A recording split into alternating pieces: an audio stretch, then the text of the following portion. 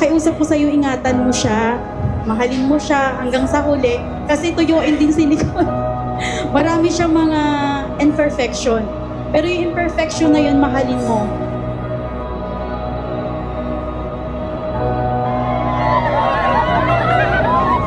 Do you, BJ, take Nicole to be your wife? To have and to hold from this day forward?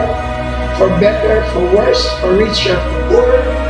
For sickness, in health? To cherish with devoted love and faithfulness till death do ye part?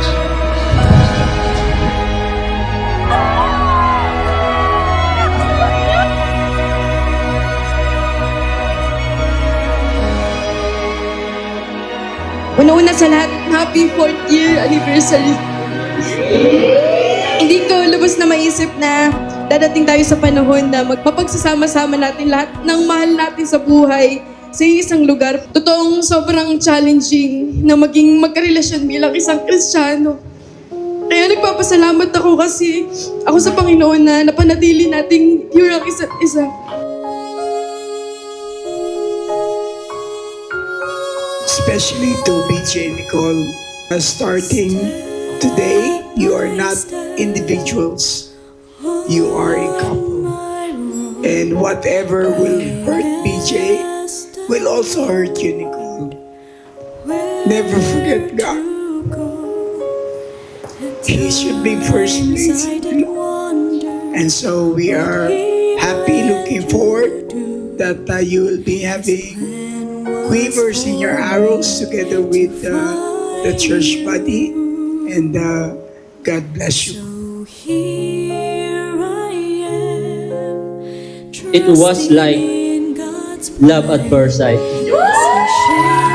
I vow to be your partner, confident, and great to supporter. Sana ay hindi tayo masyadong mainitin ang ulo.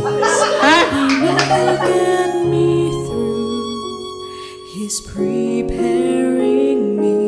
So keep closer to God, serve God faithfully, to have God that is a perfect God.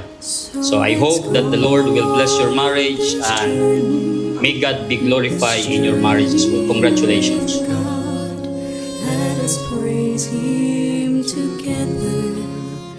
Mama and Papa, salamat po sa pag-alaga po sa akin simula nung bata po ako. Mahal na mahal ko po kayong dalawa.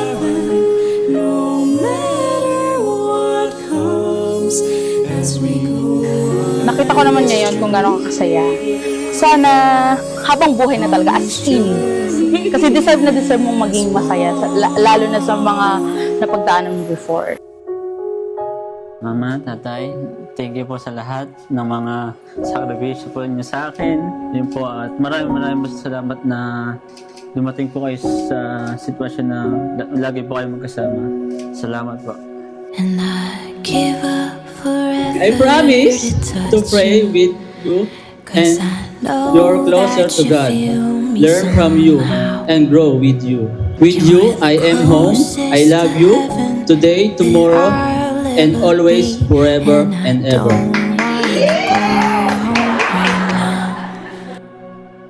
And all I can taste is this moment.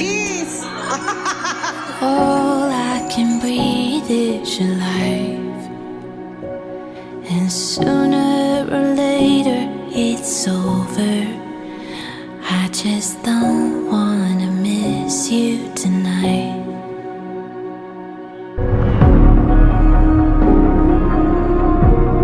BJ and Nicole, I pray, Lord, that your blessing upon them will continue, and Lord, they will remain faithful and obedient to you and to your word. Let's welcome BJ and Nicole Ilagan.